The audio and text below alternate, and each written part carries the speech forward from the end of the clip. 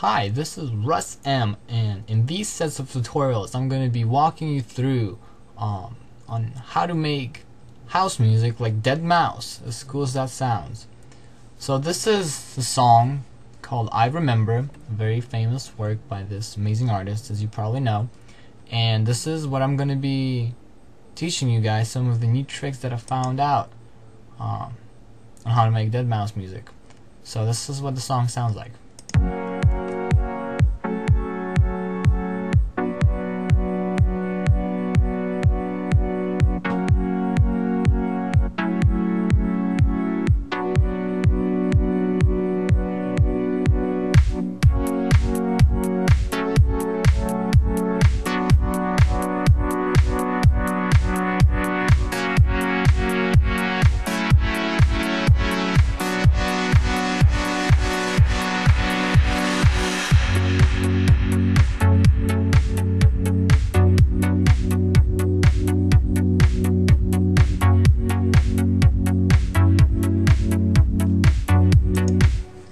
Okay, so that's kind of the idea behind it. One quick thing to say is that, I mean, of course I'm not Joel Zimmerman, and I don't know how to make his music exactly. This is just my honest attempt to do it. So if I didn't represent, his signature style sound accurately, then forgive me please, but I'm trying. So I guess what I'm gonna start out with in this video is showing you guys how I made the beat, the drum pattern, and there really isn't much to it. Basically it's the normal normal house music pattern. For those of you that are just starting out with house music, this is how a lot of house is made, and DEADMAU5, since he's a house producer, does this a lot. And what we have here is a 4 on the floor kick, which means that there is a kick on every single measure. And if I just isolate it, it's gonna sound like this.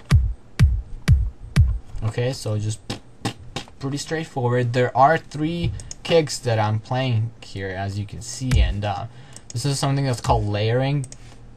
So basically you have 3 different sounds for a kick, and you put them together to get this amazing new kick sound, which is like tons better. And this is something that's used a lot in music production, especially when you want a fuller, richer sound with maybe even like a hat, or maybe like even an instrument. You layer sounds together, and that's something that I'm sure DEADMAU5 does a lot, because his kicks are always like the best, really fat, really full. So that's all there is to it. I just put a little bit of compression on it with this compressor, and just to make it a little tighter, make it sit fuller in the mix. That's all there is to it. The hat is really straightforward. There literally is nothing on it but the raw sound of the hat. It's penned a little bit to the right, and usually with sounds on the higher frequency ranges you get the luxury of doing that. It sounds a little better, kind of gives you a little more space in the center. And lastly, the clap. You can use a snare or a clap with your kick. I use the clap here because it kind of, that snappiness kind of went along with what the song sounded like. But then again, like I said, you can use whatever you want. A snare or a clap or something percussive like that will work just fine. So that's the main sound.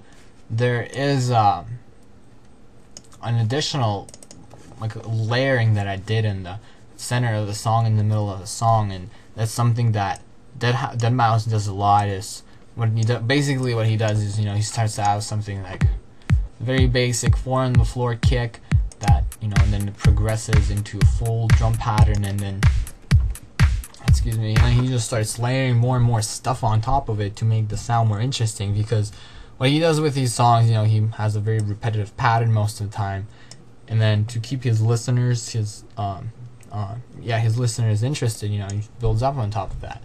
Maybe a little tom, a little shaker. I didn't do that as much in this song, just an extra snare and an extra hat. But if like something like that, you know, something really small and really minor always makes like the biggest difference. And if you just keep putting stuff like that, definitely gonna work well for you. So that's really all the is for the beat. I don't want to take any more of your time talking because there are really all there is to it. Last thing I should probably mention is, you know, the reverse effect.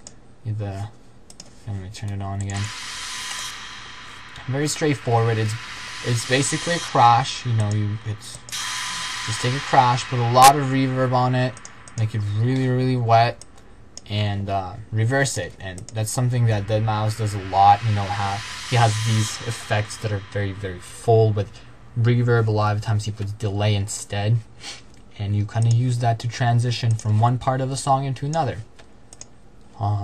That's it. That's pretty much it for the drums. In the next video, I'll show you how to make the actual legit signature sound of DEADMAU5, which is, you know, the Z3TA kind of paddish sound that he uses a lot in his albums, like, I don't know, random album title or something like that, you know. So definitely stay along for that, and I hope you enjoyed this video and hopefully learned something new.